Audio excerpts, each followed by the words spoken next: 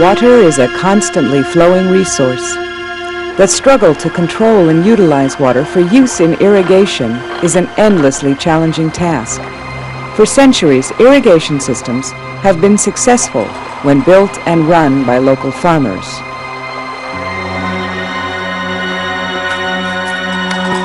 All across the world, there are large-scale irrigation systems that have been there for centuries and work quite well.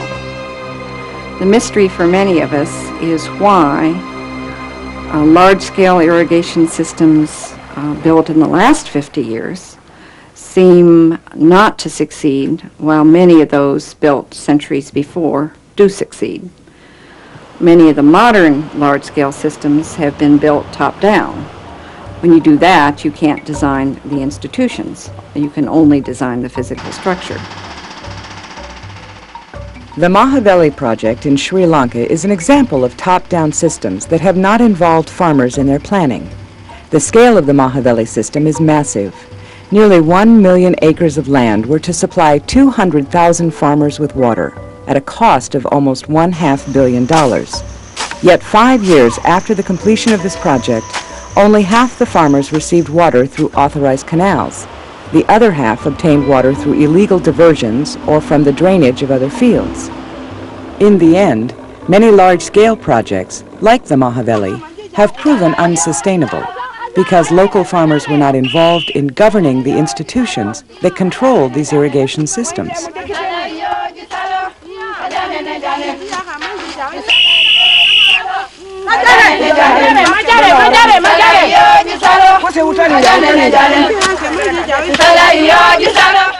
Institutions are rules. They are the do's and don'ts of human organization. Without a good physical design, farmers may not be able to obtain any water. Without a good institutional design, they may not be able to govern and manage even the most beautifully designed physical system. A successful irrigation system exists when farmers are actively involved in the design, operation, and maintenance of their irrigation systems. This type of self-governing irrigation system, where a segment of society governs itself for itself, is essential to sustainable development.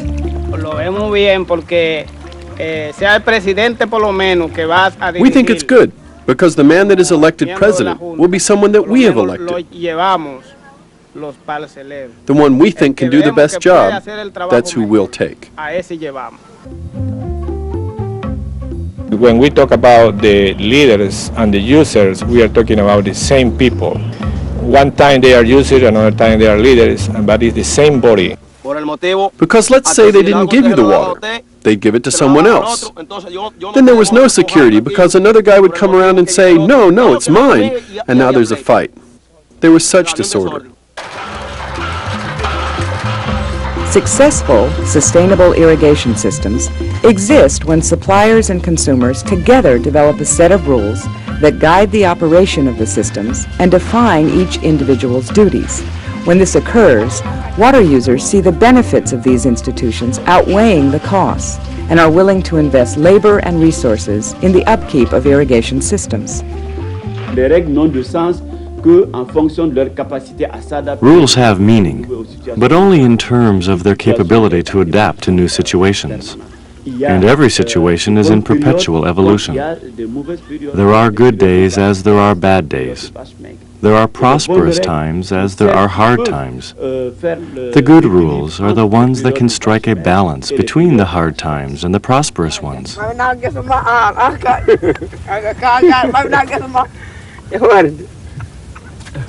8 general principles help to explain how many self-governing irrigation systems work. The design principles are our effort to capture uniformities that underlie a wide variety of irrigation systems that farmers have designed and crafted for themselves. These 8 principles are: 1. A self-governing irrigation system must have clearly defined boundaries and a precise definition of who has the right to use the system. 2. A clear set of rules specifying the benefits each farmer will receive, and in turn what is required from the farmers by way of labor, materials, or money. 3. The farmers affected by the operating rules in an irrigation system must be included in the group that can change these rules. 4. The monitors who are responsible for monitoring compliance with the irrigation system's rules are accountable to the farmers served by the system. 5. Farmers who violate the rules of a self-governing irrigation system should receive graduated penalties known as sanctions from other users or from officials accountable to these users. 6. Farmers and officials should have rapid access to low-cost local resources to resolve conflict between farmers or between farmers and officials. 7. All self-governing irrigation systems have the need for external authorities to recognize the rights of farmers to devise their own institutions. 8. For optimal organization, all rights and responsibilities for the irrigation system should be organized into multiple layers of activities known as nested enterprises. One can't just simply take this set of design principles and assume we have a blueprint that can be easily followed and improve every system within a month or two of its operation.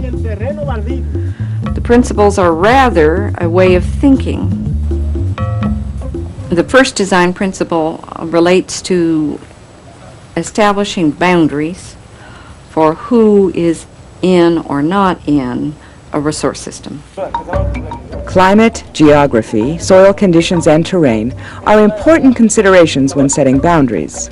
Shared belief systems of regions, castes, religions, or ethnic groups can be even more significant. La confiance va avec la croyance. Si on ne prend pas en compte les croyances des Trust goes a long way with beliefs.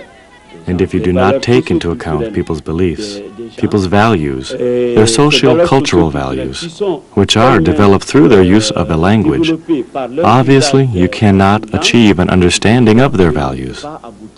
You cannot understand them. You cannot gain their trust. Coordination problems pervade the organization of all irrigation systems.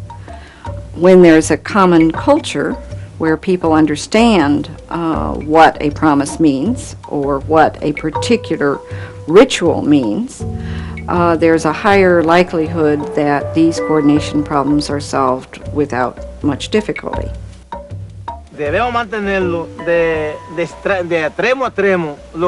It should be maintained by each landowner. Everyone should maintain what they occupy, their area. Because I can't go outside of what's mine to use someone else's. It's like your own backyard. I'm not supposed to clean anyone else's backyard. Everyone cleans their own backyard. The same thing with irrigation management. Everyone using what they occupy. The majority of the successful farmer-managed irrigation systems have established rules which clearly spell out who is permitted to draw how much water and where the boundary of a particular irrigation system is. Once these rules are created, then the conditions exist for the second design principle. The second principle relates to the way that benefits and costs are themselves related to one another and how rules are congruent with local physical circumstances.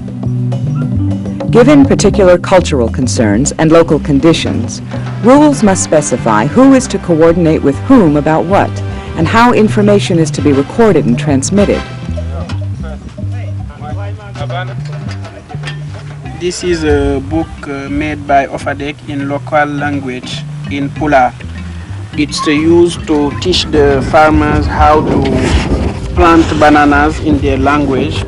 In this page you see how By agreeing together on a system that meets or exceeds the cost of participation, both water suppliers and users can craft a system that is unique to their needs. If farmers don't see that they're getting benefits roughly proportional to the costs they are investing, they have no incentive to invest those costs. Secondly, if the rules that are crafted do not relate to the local circumstance, the rules will not work very well.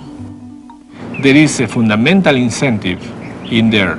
If they see increase in production, okay. If they see reduction in the effort to really make the land to produce, there we are.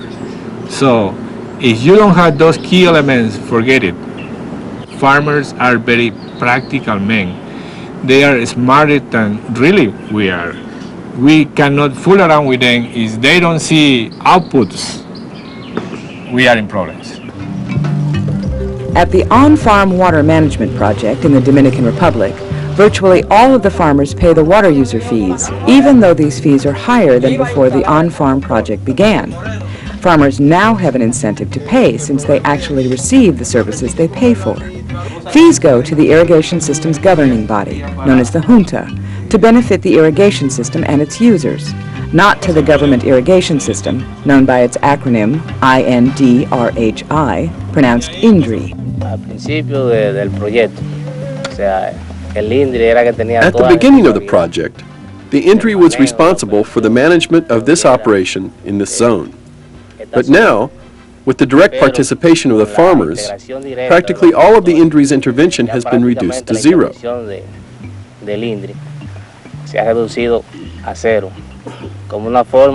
In some form, you can see a lot more direct participation by the farmer in the operation and the management of this system. They obey his own rules because they are the ones that made them. And the past was something that the government just put against, they believe that, against them, which is not true, but they believe that. Now they recognize that to pay and to obey the rules and to pay the tarifas de agua, the water tarifas that they need to pay is because of his own benefits. It is important to include anyone affected by a set of rules into a body that can modify these rules. This is the third design principle of self-governing irrigation systems. The third design principle relates to the capability of the farmers to create their own collective choice mechanisms. There are 3 levels of decision-making in a self-governing irrigation system. These levels are the operational, the collective, and the constitutional. In the first place, the rules are established by the council, and the council is established by the users. They unite and establish the rules to the game. They establish the norm the council will follow together. The users establish all the rules for the council. When there are a large number of users, they make the rules in such a form so the council will actually follow them. Operational choice rules affect day-to-day operations. Collective choice rules affect who makes decisions and how those decisions will be made about operational choice rules. Constitutional choice rules affect who will be a member, who will participate, and how collective choice rules will be made. There has to be responsibility on your part in order to reap the fruits of something that is the whole town's effort, the whole country's effort. For example, your tax money is being used to do the job, but you, just as if you got a new house, must be obligated to maintain it, and you must make a firm promise to do it.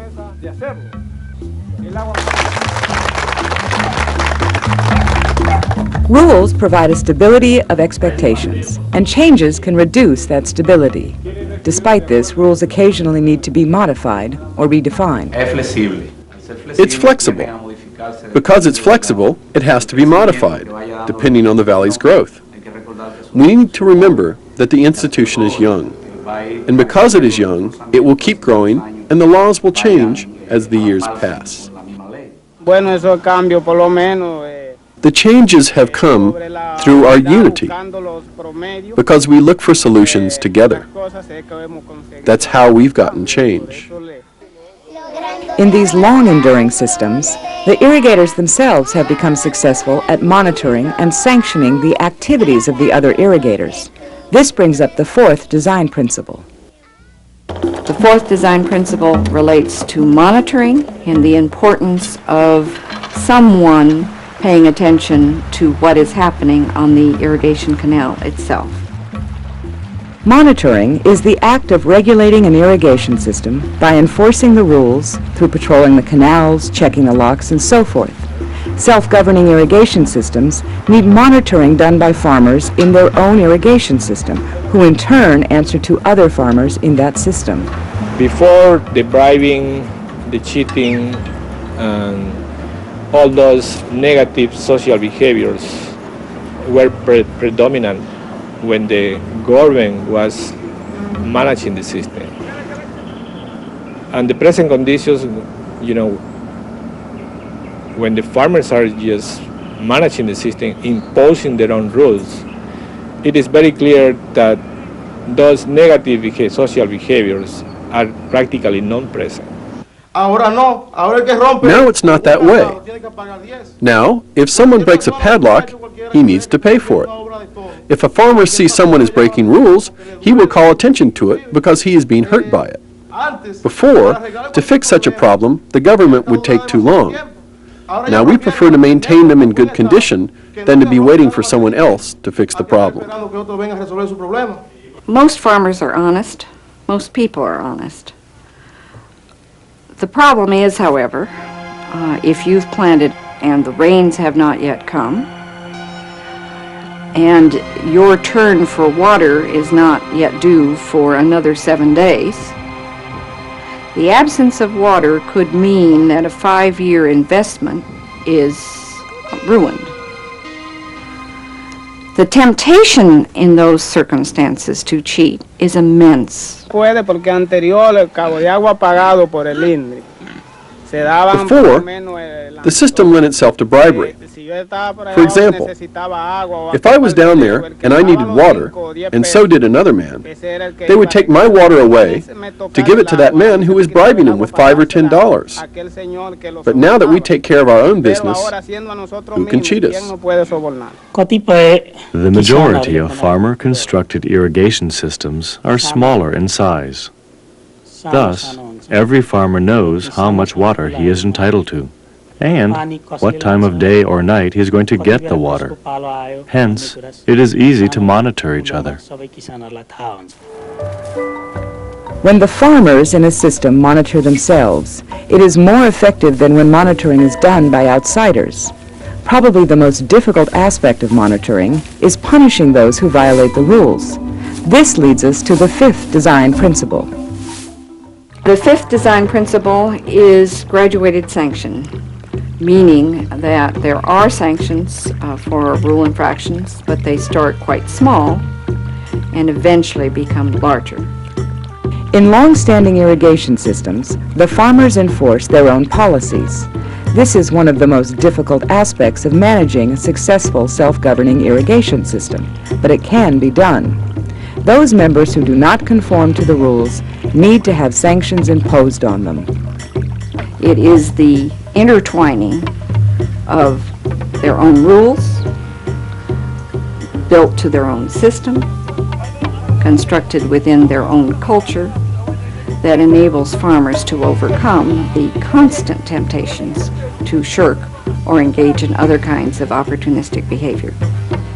When someone takes advantage of others by slightly bending the truth, by making a promise and not keeping it, by shirking, by seeking special opportunity, all of these things could be put together under the rubric of opportunistic behavior. For example, someone comes in and says, I have $5, give me the water. I have to water tomorrow.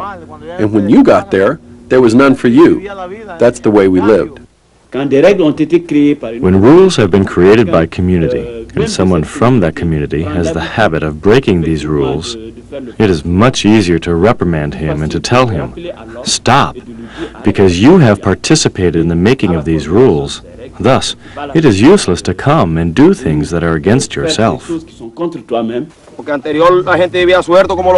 Because before, People were running around loose like donkeys in the street, but not now. There's an organization about everything that needs to be done. It's a great thing. If they start to destroy the system or to break any rule, they will be, in a way, punished by a summon initially, but little by little the increase in the penalty will go up to the moment that he will not receive the water. If he doesn't receive the water, logically he won't have production. If he doesn't have production, it won't be any money for his family. Many self-governing systems assess small penalties on first-time offenders. In such systems, sanctions are graduated and may culminate in banishment. Any lack of fair, inexpensive arrangements for conflict resolution can undermine even long-standing irrigation systems. This brings up the need for the sixth design principle. The sixth design principle relates to conflict resolution mechanisms that are present and easily available. The procedures for resolving conflict in the past have involved machetes and fists. Procedures can be informal, but they need to avoid violence, and they need to be fair. Traditional leaders are sometimes the basic resolvers of conflict in a village or clan. In other instances, system-wide reform may be necessary. The creation of a court or other institution is occasionally the only solution to the problem of interpreting rules. Many irrigation systems have a rule that all households should send one person for one day to help clean a canal. Is showing up at 10 o'clock in the morning the same as showing up at 8? These are the day-to-day sources of conflict that have to be resolved.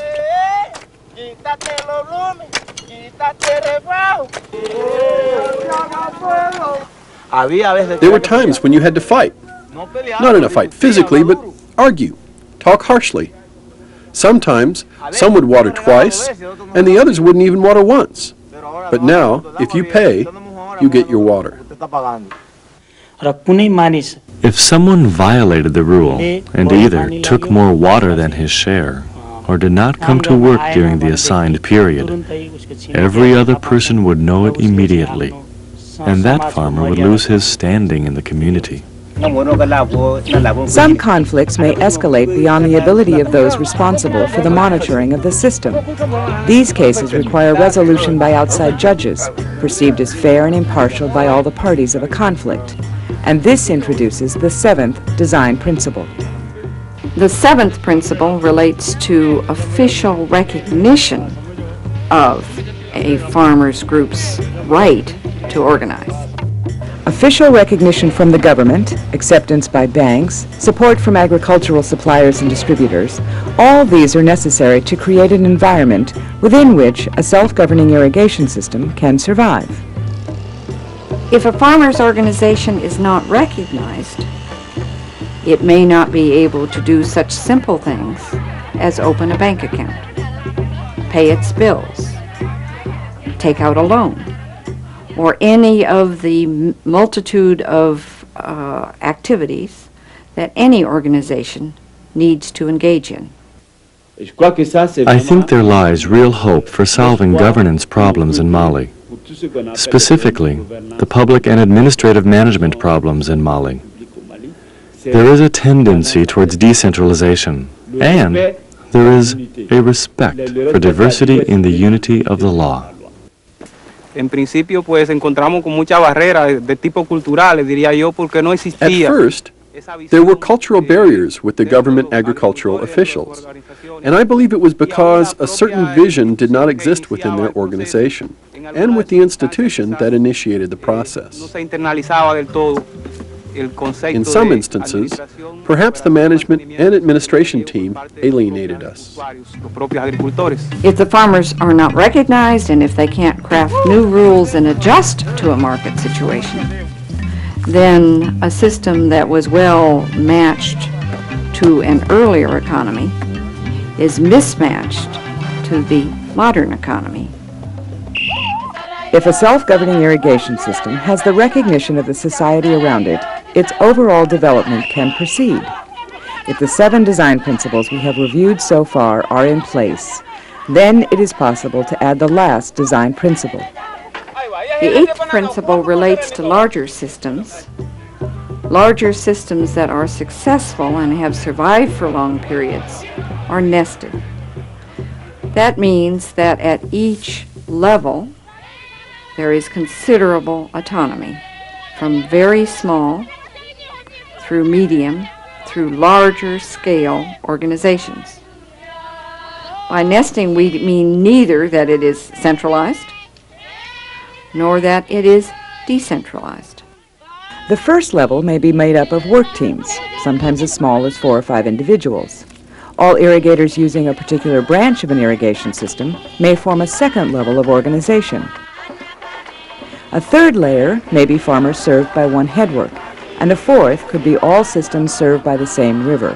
When we talk about nesting, we mean that each unit of governance is contained within a higher level of governance, but each level has considerable autonomy in and of itself. There is, more and more at the central government level, at least in Mali, a tendency towards an orientation characterized by decentralization. This means that the village communities, the local communities, and the communities at the regional level will, from now on, have the right to make decisions different from one another, and that these differences will be legitimate in the eyes of the law.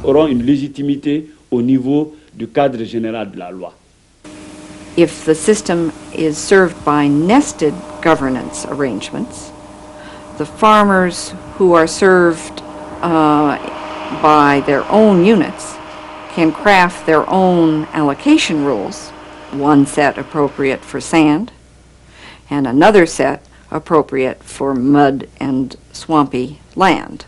The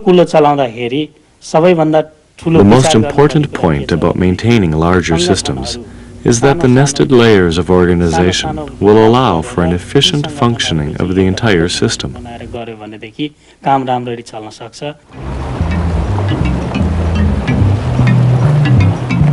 By using more than a single scale of organization, many farmer-managed irrigation systems have survived, relying primarily on their own resources, without extensive help from outside agencies. When farmers define who is going to be inside the boundaries of their system, how much this is going to cost both in terms of money and labor, when they craft their own operational rules, and when they enforce these rules amongst themselves, then the institutions for a self-governing irrigation system exist. In order for these institutions to survive over long periods of time, it is necessary for the violators of these rules to have graduated sanctions enforced against them, to have methods for resolving differences. The society around the irrigation system must recognize it as legitimate, and the farmers must take advantage of the different opportunities that various scales of organization provide. We do not need any more engineering wonders that turn out to be institutional disasters.